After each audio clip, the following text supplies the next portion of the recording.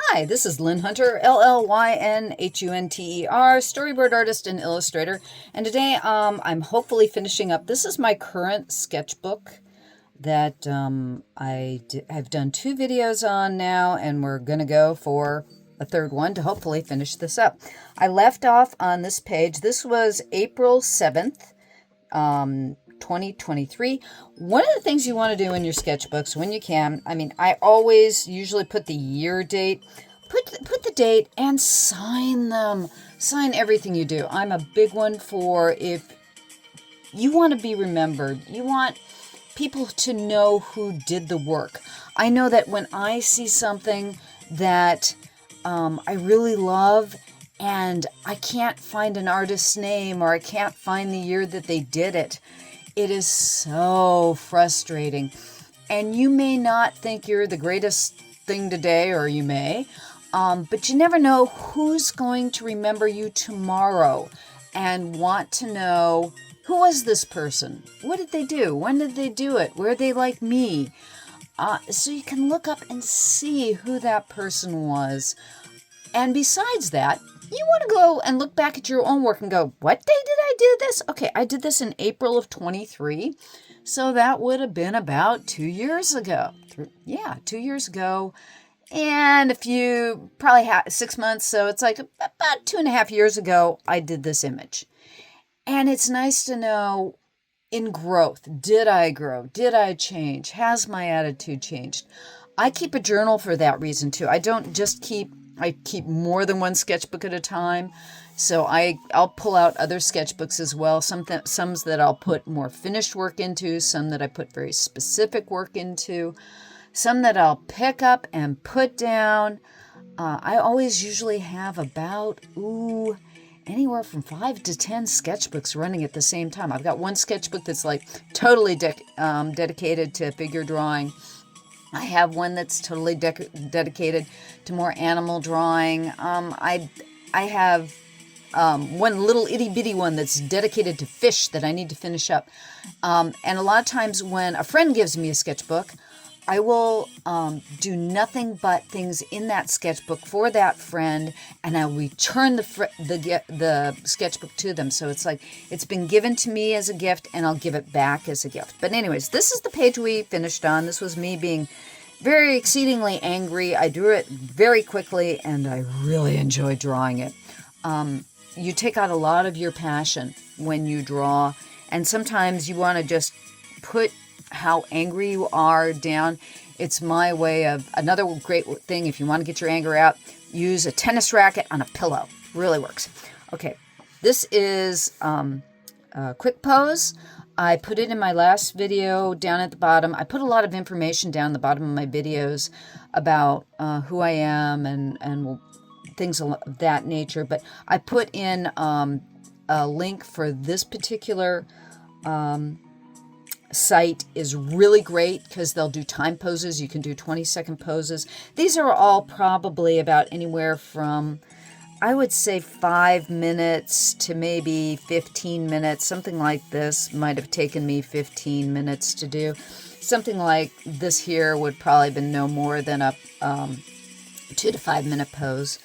And it's just, I don't like the timer sometimes because, oh no, I got to get it done. But sometimes that's a really great way to train. Again, more quick pose stuff.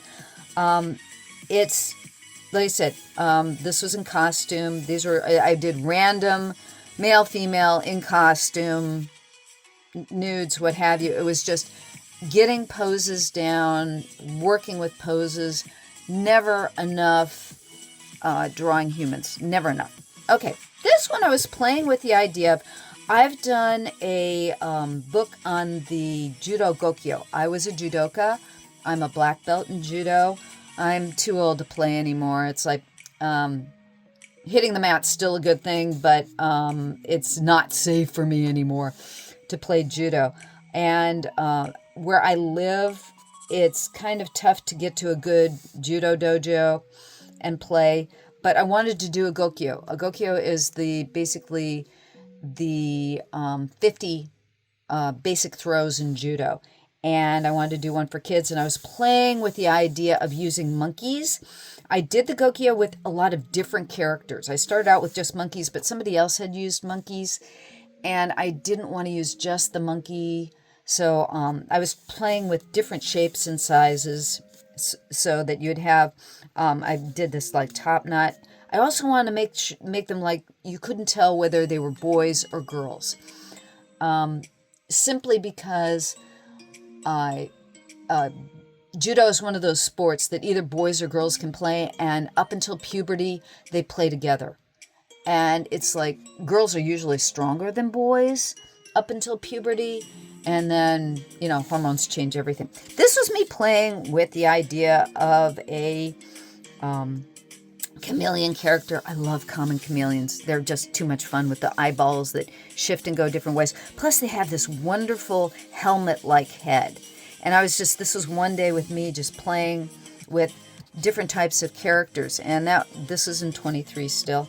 And again, I started around this time thinking about, I wanted to do more character drawing. I want to do more exploration of characters because I've never done that very much. This was me playing with waves and water forms.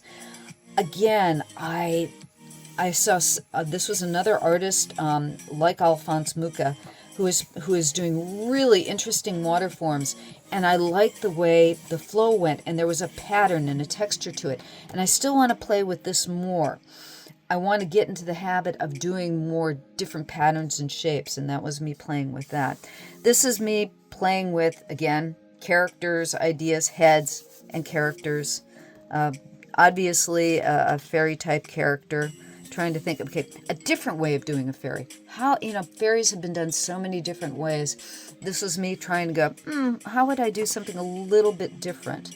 This was from a book, and I'm trying to think of what it was called. It's a really, really good book on designing fantasy characters. And one of the first exercises in the book was doing a knight. And I was playing with different kinds of poses, different kinds of silhouettes, backgrounds. Throw in a background for the heck of it. This is all just, again, scribbles are for dancing. And that's basically what I was doing with that. This one, again, I'm always playing with like feathers and hair. Give me an excuse. Okay, it's like, okay, I wanted to play with the face, wanted to play with feathers, wanted to play with hair, throw them into one character. And I was trying to think of different types of characters, again, along different kinds of face shapes, different kinds of forms for fairies. And again, something that I really want to play with. I work on fantasy role tabletop games.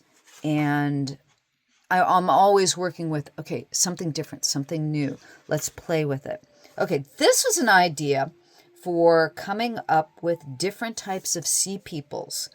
And I was thinking about different elements that you often see. What groups of sea peoples could I make? And I'm still thinking about doing this, if you were going to do a video game or if you were going to do a tabletop game and you wanted to base it around mer peoples. And I was thinking, basically, this is Spondylus, is a type of seashell that has spines on it. So I was thinking different kinds of spiny things. Tentacles, always tentacles. I love tentacles. I'm a big octopus fan. Ichthys, fish and spines. Botanist, plant, kelp-like structures. Echinoderm, starfish, sea urchin, spiny things like that. Nudibranch. Nudibranch is basically a gastropod it's a snail that has its gills on the outside. They're beautiful, beautiful creatures. I love nudibranchs. I love a lot of things in the ocean. I wanted to be a marine biologist at one point and changed to be an artist instead. That's a story in itself. Anemones, tentacles, the anemone type tentacles. Anemones have a different kind of a tentacle than, say, octopuses or squids. And igneous, you see a lot of rock textures or coral textures. And I thought these would all be great ways of creating different types of sea peoples. And this was me showing, this was a thing where I was showing quickly how to draw heads. I believe this particular page is possibly in one of my other videos that I basically was showing some of the book here, and I just added the eye page as an idea of, how to do your basic head, where you've got circles, and you do just your basic ball, and you have 2 eyes, a nose, and a mouth. And do that 2 eyes, nose, and a mouth is your basic head, and how to do that with a volume.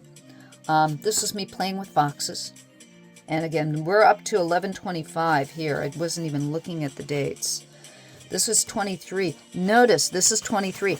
I put this sketchbook away. This is 23. It doesn't say what date 23. So these were all still done in 23. And I had a break in animation from 23 to 25. I basically was not able to find a job in animation from June of 2023 until I was let go from my job. I had to get a job at Target. I had a job at Target as a retail person. I was a sales advocate. If you made a return to Target in the San Luis Obispo area from November of 2023 to about April of 2025, you may have been returning your stuff to me. That's how I made a living. That's how I survived for a year and a half, because I couldn't get a job in animation. After 33 years as an artist in animation. Now, that entire time, I was freelancing in illustration as well, but my illustration profession has always been secondary to my animation profession. So I wasn't making enough money in illustration in order to pay the bills. So I had to have a full-time gig at Target for a while. So the thing is, when you're in art, it doesn't matter how good you are, there's going to come a time, if you don't have something secondary, you might fall by the wayside the way I did. Art is not a consistent profession. So anyways, during that time, I wasn't doing much sketchbook because I was working my butt. I was either working my butt off at Target, or I was basically doing full-time illustration work. But this was, I'm sorry, I thought it was 25. No, this is 11, 25, 23. So this is actually, I take that back. This is about the time that I got my job at Target. So I'm still drawing in my sketchbook, even though I'm working at Target at this. Okay. All art is illusion and magic. We agree about reality, but nothing that is real you do is actually real to me. But nothing that is real to you is actually real to me. That we can communicate at all is amazing. And basically, sometimes I'll write my own philosophy in my sketchbooks like that. It's like, this is not real. My favorite is Marguerite. C'est un pas ne pipe. I'm not good at French, so I can't, but this is not a pipe is basically what it translates to from the French. I don't speak French, so I don't have any accent for that. But Magritte did a painting of a pipe, and he said, this isn't a pipe. This is not a human body. This is a flat, two-dimensional drawing with pencil, and I love Prismacolor. Prismacolor is great. This is Prismacolor here. Tuscan Red and Indigo Blue are my two favorite colors. If you use Prismacolor, if you use any colored pencil, the pigments change the texture of the pencil. And so some are more buttery soft, some are harder. And I like the feeling and the look of both Indigo Blue and Tuscan Red are my two favorites. But this again is Quick Pose. These, again, Quick Pose playing, and that's 2023. This is 124. So this is the beginning of 2024. And this is a thumbnail for one of the first, this is Llyn from Warlord. This is one of the first cards that I'd done for Warlord in over 20 years. Warlord Saga the Storm. It has just come out on Kickstarter. They're trying to get it into the stores. The tariffs have screwed everything up. And the set is just amazing. Kingswood Games is the name of it. Talk to your local tabletop gaming store. They're going to be out with it soon. It's getting it out of China and into the United States. And hopefully, if the tariffs don't screw anything up, I will be doing more work for them in the future. I loved Warlord when I did it back. I first started doing it around, it was around 2000. I think it was 2004 or something. And I did it for like about 10, 15 years. And then they stopped the game for a while. And the fans took it over. And the folks at Kingswood Game have been doing an amazing job with it. And I've been working on that. These are quick poses again. And this was me just, I wanted to do a layout with a background with a fox in the foreground. And just, I was working with background, foreground, middle ground, trying to work with composition on that one. This was me just playing with, okay, can I do a superhero type? Yeah, threw it down. Again, quick pose, playing with heads again. Me playing with a silly dog character. This was pulling out my, I'm trying to think of the book, the Hyper Angle. I have a book, Hyper Angle. I showed in the last video. I did a lot of pages from Hyper Angle. I just pulled out Hyper Angle and did this. This was, again, these are thumbnails. These are thumbnails for another card in the Warlord game. And my thumbnails are quick, rough, dirty, ugly. Let's get it down. I'm getting an idea down on paper. But what's really amazing is how much this pose continued into the final. I have this one here to show you. I was flipping through these pages, and I want to show you how different. These are preliminaries. This is my getting the idea down, and this was the finish. This was the finish for this guy. They finally christened him. I have to read it. It's Harzak of Shadow, I guess is what he is. He's supposed to be an evil dwarf character. Okay, evil dwarf character, lots of runes. I like to give my characters mascots or pets a lot of the time. I don't know what it is with me. The owner of Kingswood Games said to me, it's like, I said, do you mind if I throw some animals in the background? He said, Llyn, you're known for your pets. And it's like, oh, okay. But this was, I don't have the card with me right now, but it was really nice. They used the full thing on this one, and they did the superimpose the type over this portion of the illustration. But you can see, this was the first drawing I did of this character. And this is, I thought, okay, I like what I'm doing here. I like the animals in here, but he's not angry enough. He's not forward enough. And then I did this pose. I'm going, yeah, that's more what I want. I want that more into camera. And I wanted, this is an upshot. I was working on the angle, trying to get the forms going up in the piece. So it's like, you can see, here's the mess. Here's the wonderful mess of my thinking.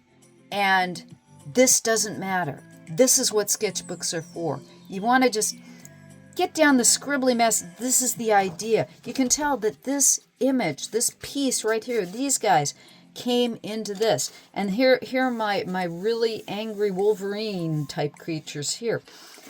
And I put all this energy, it's getting this energy into this piece.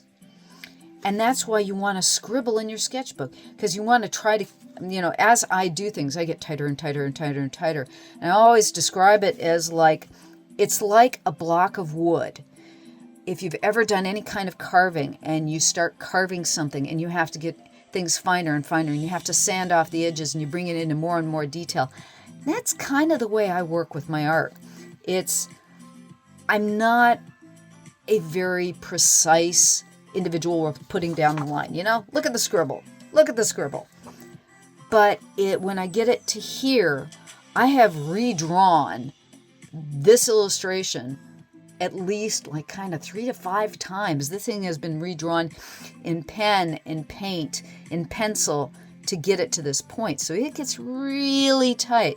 So you want to start really loose to keep that energy in the piece. And that's the tough thing when you're tightening something up to keep that energy in here.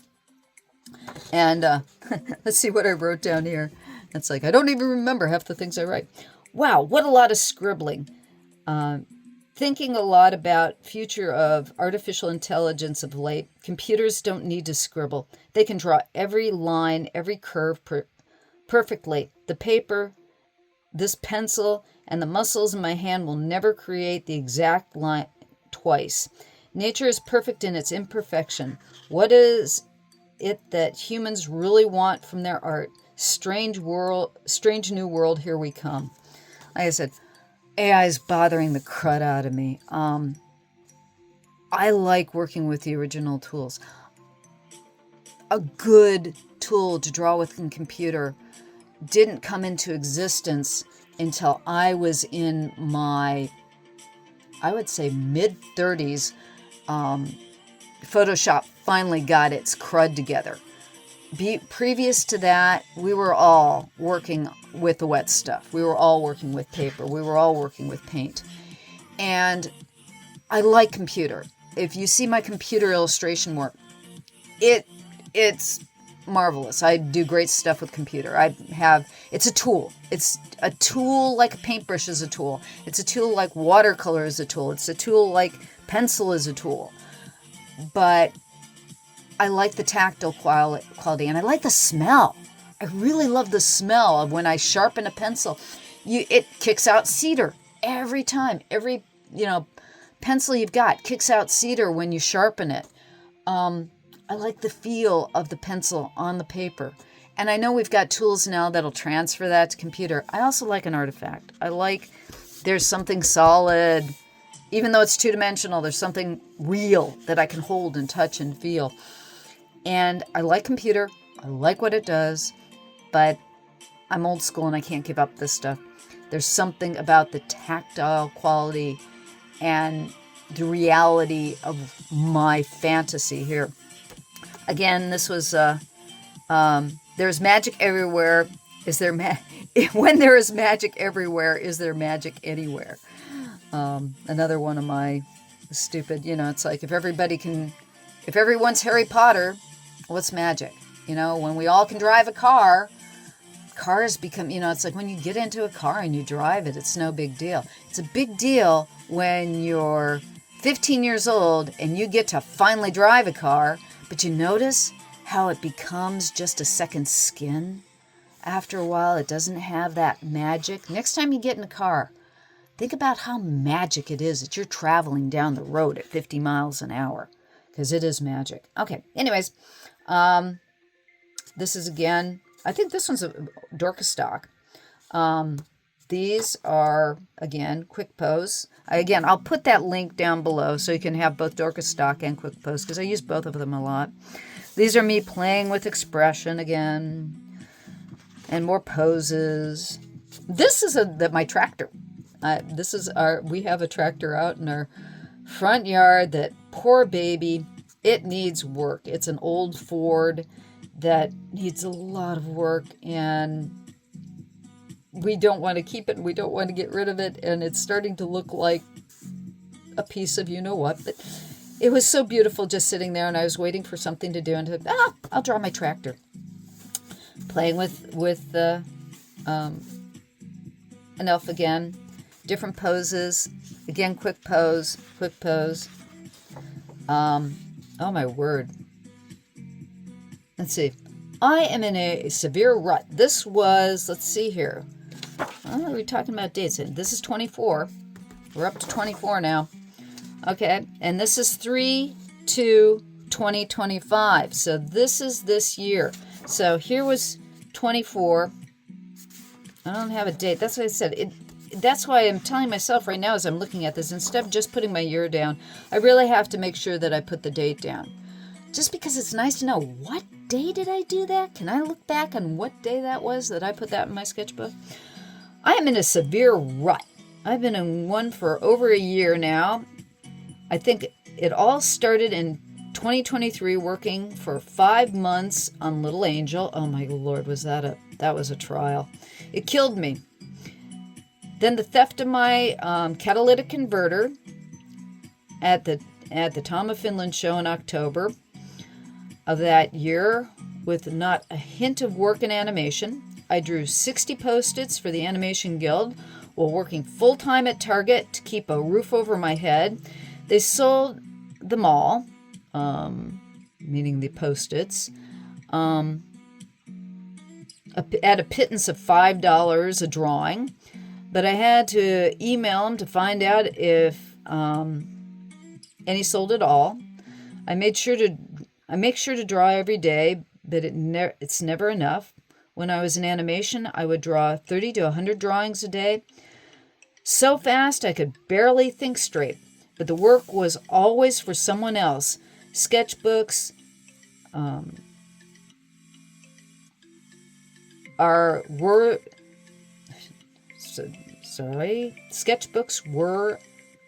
sketchbooks were the out. I can't read my own writing. Time and mistakes belong only to yourself, yet all artists are loners while they are exhibitionists. We really want anyone, to see that we have passed this way. And that was 3/2/2025. And that's kind of a truism for me. I live with my husband in a small town, and I keep putting my stuff out to the world because I want you to see it. I want to be seen. You want to be seen. We're exhibitionists. We're dancers on a stage that we don't want to show ourselves so much as we want to show our art. And it's truth. Okay, this is Governor Shapiro of Pennsylvania. I drew him while I was watching something on the internet. Let's see here. Watching the Midas Touch. This is Ben of the Midas Touch. So I was watching Midas Touch, and I just decided to draw some portraits. These are various elves playing with just texture and the elves and faces. Oh, I did a bat tutorial on YouTube. If you want to look it up, it's there. I'll post a link for that below too. But I was playing with this marvelous Mexican brown bat. It had these just amazing ears. Love the ears. I love bats. And I was just playing with bats. And it's like, okay, what do I want to do today? Draw bats. So I looked up bats on the internet and I found this guy. And he was so cute. Again, this is probably quick pose, people on the internet, faces. Again, faces. Playing with character. And I drew this one while I was working on a painting. And I just put to the side here, this one needs a story. And she does. I'm going, got to do a children's book on this one. And what I did was, this is more characters that I was doing thumbnails for a friend of mine. I was doing this is 6/1/2025 right now. So this is June of this year. And I did a ton of really nice commission pieces that I am going to put online. One of the things I want to do is I want to start doing commissions for people's D&D characters. I don't have to make a living anymore because I'm retired. I have a pension. I have Social Security. And I'm finally, hopefully, it all depends on what happens with the world, the way it's going. It's really crazy right now. But at least I am safe to do any kind of art I want now. And I'm doing I will do anything for Warlord now. Like I said, I want to set up to do people's D&D characters just because I really enjoy doing the things that I've done for Warlord Saga of the Storm. And I would like to do people's personas that they've created for themselves. I mean, people put so much time and energy into their personas, and it's really, really fun. I've done this with several people where I've done commissions where I've taken their characters and we work together, and I do portraits of their D&D characters, and it is a blast. It is a fun time. But this right here, this is I'm not going to read the entire thing, but this is the story for this little one.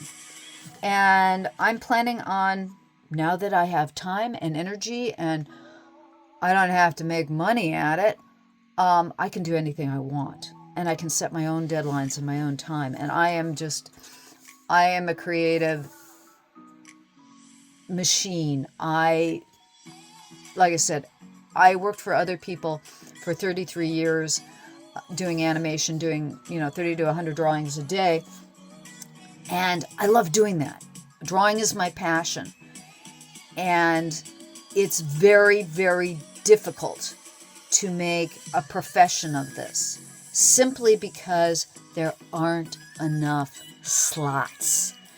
If you can find the right place, it's still not what you know, but who you know, because there aren't enough jobs to go around for the entirely talented people. And these are ideas for, again, this story here. It's about a dragon. She's a dragon. She's a dragon who can't change into a dragon. Because if you know Asian legend, dragons are shape changers. They can take on any form they want. And as far as I'm concerned, I'm making up my own mythology now. We can use the entire world's mythology. We don't just have to use Western or Eastern. If you want to do fairy tales, you can use everybody's base for mythology nowadays. Because we've come up with our own mythology, especially with Dungeons and Dragons and a lot of the role-playing games. So these were ideas that I started with for my it's like this would be him. This is the human form. This is the dragon form. I was playing with ideas for, like, that would be his face. And it's just playing around, not quite zeroing in on things yet. This is doing hands. This was just doing hands for a day. Again, this is a lot of quick pose. This was somebody, they literally had her in a fairy outfit on a block. And so I added the forms to it. Again, quick pose. And then I got being silly. If there's a little story in your art, what does that say to the viewer? If there is little story in your art, what does that say to the viewer? What are you communicating? Like anyone cares. Give them a reason to care. A fuzz bunny or dust ball could be a very simple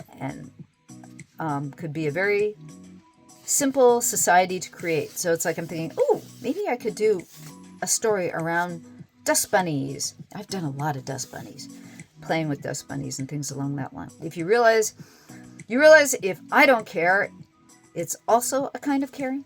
That's what this character is saying. More figure drawing. And this was this pose and taking it and exaggerating it a little bit. Werewolf, just playing with drawing and ideas, and it's like, I don't know. I didn't really like that drawing. Maybe you do. It's like, oh, this was fun. This was, there was a photograph of a horse. I wanted to draw animals that morning, and I played with it, and it's like the flowing hair and all. That was a pretty quick drawing. That was probably no more than 15 minutes. This is a Dorcas stock again. And I will put a Dorcas Stocks connection on the information below. And that's it thus far. That's it. So this was the last drawing of this sketchbook thus far. And that was 8/24/25. It's like, that didn't put the 2 there. Shorthand, but this was this month. That was this month. And I'm thinking that one of the things that you guys have taught me by me doing this video is I really need to put the full date on each one so I know exactly when I did these. I would like you to consider, get yourself a sketchbook, any sketchbook. They're really cheap at places like Ross, and just fill it up. Just find ways to fill it up. I'm going to pull out my first and second sketchbook so you can see how badly. I was doing it 18 and 19 because I didn't get my first sketchbook until I was probably 18, 19. I think I was 18 years old was when I actually went to an art supply store, had enough money, and bought an honest to God sketchbook to sketch in. It took me that long. We didn't have a lot of art supply stores where I was. We had a hobby store, but we didn't have, in Mesa, Arizona, of all places. There were only 100,000 people in Mesa, Arizona when I grew up there, which was relatively small. And I could only get places by bicycle. And my allowance was terrible. And so, I used typing paper. I used any paper I could get my hands on to draw. But an honest-to-God sketchbook, I didn't have until I was in, like I said, around 18 years old. But I'm going to pull that out maybe next week, the week after, and you can see, okay, I've come a little distance in 40-odd years, 50-odd years. Anyways, thank you for stopping by. Thank you for watching to the end if you're still here. Again, Llyn Hunter. I have a Patreon. I have all kinds of links. Check them below. I have links for the sources that I use for my figure drawing. Thank you. Go draw. Draw your heart out because it is wonderful and fun and it's the best drug I know. Okay? Have a great day. Thanks again. Bye-bye.